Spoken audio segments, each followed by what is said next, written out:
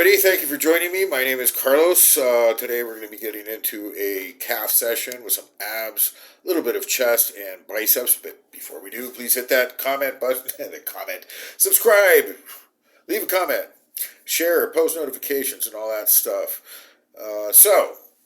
Stay the course. This is a long-term journey, and it can get monotonous. So what do we do to make things interesting? One, we try to stay on progressions. We try to make sure that we're increasing some parameters always on our training, because what good would it do to just do the same thing over and over and over again and not progress? That would be stifling, for stultifying, to make, looking for words to explain the extreme boredom that I would feel of just doing something for getting no results.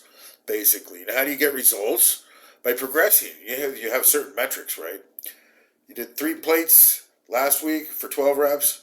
This week you got 13 or 15. What does that mean? Well, you're progressing. You're doing more work than last time. And so it follows course, it follows suit that your body will be progressing also. Because your body adapts. The beauty about bodybuilding is that the body will adapt. It does not stay the same over time. It either goes, it progresses or it atrophies. If you don't exercise at all, you remain sedentary, you don't do anything, you're going to atrophy. So your body is never really stagnant. You can always do something to it. And what we want to do to it is to build it up, get it stronger, more fit, more resistant, better than last time. So that's the reason for maintaining, or this is one of the causes that keeps us motivated. So, because you have to have some kind of motivation to do these things, because this is a long term. You have to play the long game with this thing. And so we take certain periodizations, right? You have to be patient. People who want things like right now, and they'll be hard pressed to be satisfied with bodybuilding, because to become a top level, get your top physique takes years. It really does. It's not going to happen in 3 to 4 months unless you already have a decent build and you just trim off your fat and then you look muscular. So, wow, this guy built all that muscle and he had all that muscle underneath. He got onto a diet. He did some cardio. He peeled away the fat. Now he looks radically different. But he wasn't building all that muscle. It was already there. But if you want to take it from there to all the way up there, that's going to take a long time. To actually build muscle takes a long time. To build lifts, to stay the course on particular exercises that you choose to get strong on. And so this week, or this particular session, we dove into, the abdominals. I'm trying to maintain them. I'm not really going super hardcore hypertrophy on them. And I say maintenance is between 3 to 5 sets a week. That'll do as long as you're doing very hard sets. And to build them up, up from there, 8, 10, 12 sets per week, putting some extra volume into that for sure. You'll start to see some gains. So we're into the mid-range right now. I did 4 sets today, but that was great. It was enough. I'm feeling it today. And where we are trying to really progress on is with the calves. Because calves is just one of those things. If you want to have a top physique, you'd be embarrassed if you don't have calves. You got a big back, your chest is popping, you got your veins on your arms, and, pretty big thighs, and then you got these little chicken legs with no bulge on the bottom. I don't know. For me, in any case, it's very important to develop those calves. I've never really had sizable calves. And so I'm doing all that I can now at this stage of the game to increase my leg dimensions to, I'm just hitting the legs with a lot of volume. That means, my quadriceps, my leg biceps, and my calves especially. So today we did a bit of volume with 405 pounds. I think I did 4 or 5 sets with those, with 4 plates on the Smith machine. And, it's feeling really good. Got him up to 5 plates just to get more familiar with that heavy weight on my back. I can do it, so I do it. So basically, that was that was it for this session. Did a very minimal amount of chest and a few sets of biceps. So I have dialed back the volume, from my peak training a few months ago, but it's still progressing. Like every single session, there's something that's pushing it forward. And the way I look at it and the way I've been responding is that sometimes when I do lower volume, that means I can recuperate better. And it's all growth factor. It's not like, okay, like I did 5 sets less on this session than on another session, so that means I'm going backwards. Not necessarily. It all, it goes up and down, but as long as there's always some parameter that you're pushing, forward and up, you are going to be making progress. And of course, I'm sticking to the hypercaloric diet, which means I'm eating more food than I need for maintenance. Thereby, I'll be gaining weight, and I have been gaining weight. And that's also a very slow process. You don't want to be gaining 20, 30 pounds in a month. It'll all be water and fat, and you'll be unhealthy and unfit, unable to do cardio, and your lifts are going to suffer, and you're going to feel like shit. So what I've been doing is just, pushing food for sure, but, always including the cardio before the workouts. I've heard, don't do you save the cardio for the end. Like if you're doing these really hardcore heavy lifting workouts, you do cardio at the end. I found that if I do that, I never do my cardio. I just never do it because I'm too tired when I'm finished, like doing a heavy back session or legs. I'm not going to do cardio. Give me a break.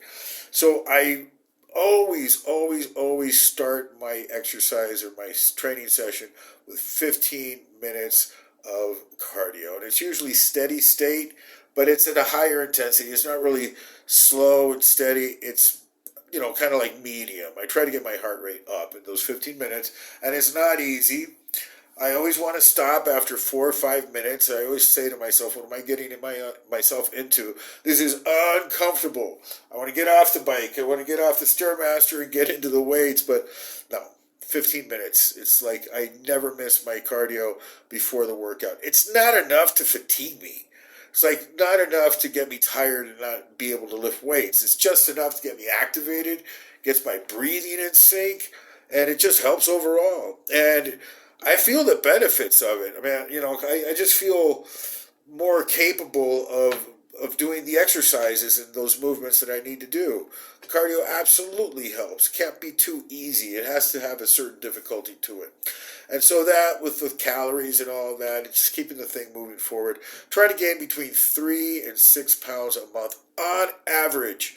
That means that you write down your weight every single day in the morning, and you average it out for the month. Because over the course of a month, there'll be some days, be up and down. You'll be all over the place. But you want the average to be going up month after month. And a bulk generally takes between 3 to 6 to sometimes 12, 18 months, depending on how far you need to take it, how much you need to grow, I get antsy for doing the cut. I like to feel lean, but I know I can do it, so I have to be very patient and disciplined with the bulk also. It's not all, pleasure to be eating this much food. It's still, I'm not going to complain about it. I'm not going to be one of those guys, bulking is so hard, you got to push food and it's horrible. No. I enjoy eating. And I eat with an appetite. And I really try to avoid eating when I'm stuffed. I don't like to force feed myself. I will maybe force feed like the last bit of food off a big meal, but I'll always start off the meal with a ravenous hunger and a really good appetite. So that means I'm hungry, I'm ready to absorb the food, and then I'll eat a lot. And then at the end I can't take it anymore. I can just finish off your plate, maybe a little bit of dessert. Ugh. And then I'll wait until I'm hungry again to eat. And this has been working. I've been gaining the weight slowly. So I can go on and on and on about everything, but I'll leave it at that. There's the training video. I narrate all the movements and kind of go over what I'm doing in the movement, what I'm thinking, what I'm feeling, and the benefits of the whys and the ins and outs of whatever it is I'm doing there on the video. So I'll leave you with that. God bless you all. Love you all. We'll see you in the next video. So, as is our custom with the abdominals, we start off with the hanging leg raise. I find this to be a very helpful exercise selection to start out with because it has the benefit of also helping out with my shoulders. Just the hanging motion here has really helped for some reason. It kind of just, it's an overall therapeutic movement, in my opinion. And of course, it does stress the abdominals to a very high degree. This is probably one of the most effective exercises for the abdominals that you can do. I guess you have to have an apparatus, so people generally gravitate towards the crunch, the sit up, and all of that because it's easier to perform if you don't have some place to hang from. But the hanging ab is definitely the probably the most beneficial of all the abdominal moves. At least it should be in your exercise selection if you have access to somewhere to hang from. So here today we did 3 sets of 20. The last few sessions, or the last month actually, I've only been doing 1 set of these in a circuit, including the incline crunch and planks. But today, my attention deficit was getting the best of me, so I just decided to stay static on one machine for a while and not really think about what I needed to do. And so that was the criteria for staying and doing 3 sets of 20 reps, which of course is beneficial. Like, this is where after 2 sets really of 20, you're going to start feeling your abs the next day. I am definitely feeling them 24 hours after this workout for sure. So 3 sets is my 3rd set here. You can also do this with a twisting variation, like emphasizing bringing your right knee to your left rib and, alternating like that. That's useful. It helps also, but in my opinion, you just keep it simple. Just raise your leg. Just raise your 2 legs. Keep them as straight as you can, and voluntarily crunch your abdomen while you're swinging your pelvis up. You shouldn't be swinging too much, but it's inevitable. Unless you want to do these like super slow and come to a completely dead stop at the bottom with no swing, but that's just being pedantic, for God's sakes.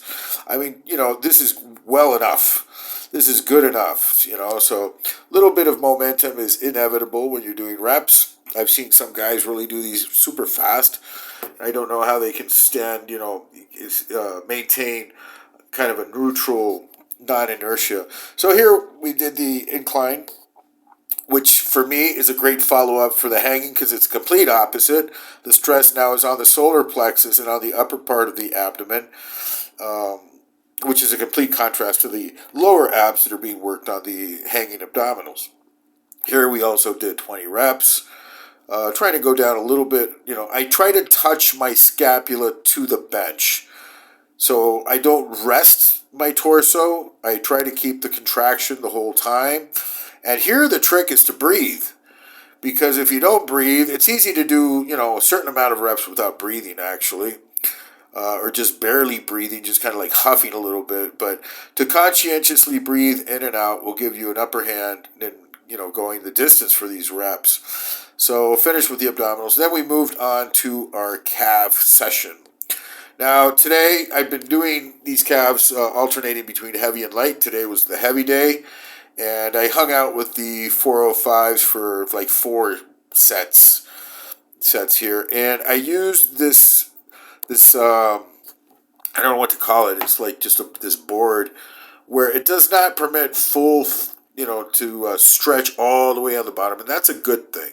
You don't really want to stretch too deep when you're using very heavy weights. You can rupture your Achilles tendon, and it's not necessary. You need to go down just enough. Make sure that you're engaging your calf muscle. Here we dropped the weight down a little bit, down to 315. Get some extra, just to change it up a little bit.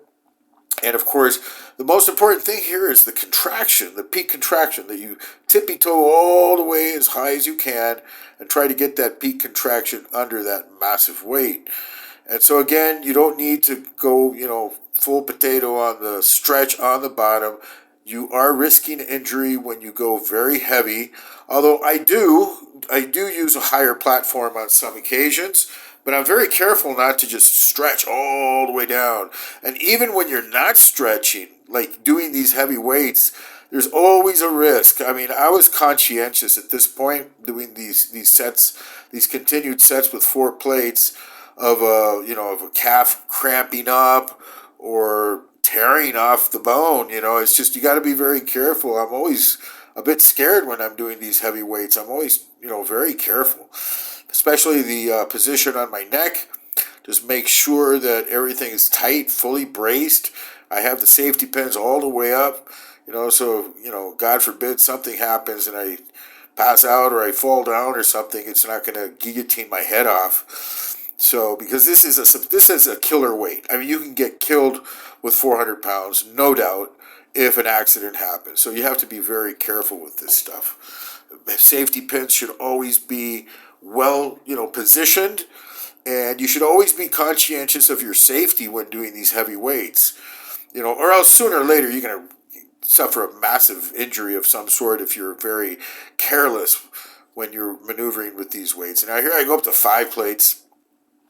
And this is where I started to get a little bit worried about hurting myself. Like, even though the tendon and the calf muscle is very strong, it has its limits. So I think I was pushing the limit there. Here we go to the seated calf.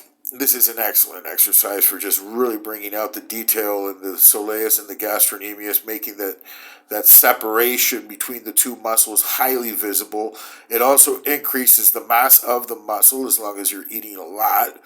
You're gaining weight. There's always a legend of the fat man's calves. It's like, if you're fat men are generally known for very big, wide calves. Not all of them, but not every fat person. You can't generalize, but if it's one body part that's highly muscular and enlarged on most obese, individuals, it's the calf muscle. You want those calves to be those proportions without the obesity, the heart disease and all that stuff. You want to be lean and muscular with these, Herculean calves. That would be very nice, yes, sir. But you have to work for them. And then now we go to the bench, incline bench press, doing a very low maintenance. I'm trying to do the minimum amount of work on my upper chest just to get by. I'm prioritizing other body parts. I'm prioritizing my legs, my calves, my shoulders, my abs. My back is getting more work, and my chest is getting maintenance. It's getting maintenance. I'll come around to doing full blast, trying to increase the size of the chest and all that. But right now, it is not a priority. I want to keep it safe and sound. I tore a pec back in June of 2022, and I built my flat bench up to 245, and this one is up to 225. But today I just went up to 200 pounds, just keeping it sane, keeping it safe and rational. And I didn't really want to do too much volume. I wanted to emphasize other muscles today. So, it's no big deal unless you're competing and, this is like a life and death thing for you that you have to bring up certain body parts or, you're going to fail. It's not that crucial. You can modify, your emphasis here and there, and you'll still, life will go on. So here we're going with, what's the top set here? That was 175, and then we jump up to 200 and do a top set here. It was just one rep. Just one rep. Nice stretchy, put it back up, nice and easy. So here we go to what I call the power curl. It's kind of like a sloppy cheek curl. Lost my balance there on the first rep. And so we did it again. I think I got 5 or 6 reps here. Now, the purpose of this, more than just biceps development, is strength, is the ability to lift that weight. Because I hear some guys say, it's just lower the weight so you can get better development. And, I do the lighter weight. The purpose for this is to get strong at doing this. And so it'd be kind of asinine and backward to go lift a light weight when you need to lift heavy weight. And so here, we're doing the one-arm preacher curl, just trying to keep my elbow fixed on the pad. I wish I would have engaged more of my entire upper arm, the humerus, onto the pad. Would have been better technique, but it is what it is. I think I got 12, 13 reps here with the 40-pounders and just getting in some volume here after the power set with the biceps bar curl. And the biceps are responding, by the way. I mean, they're feeling thicker. They're feeling, they're growing. And I'm a metrics based kind of guy. I like to see my progress on the weights, on the lifts, not so much on how I look. Although, I believe that looks follow form. Form follows function. So if you're getting stronger, you're lifting more weight for more reps, handling things better, your body will start to show it also. So, that's my criteria for that. Here we're doing it with my left hand, and yeah, it's pretty hard. Just go.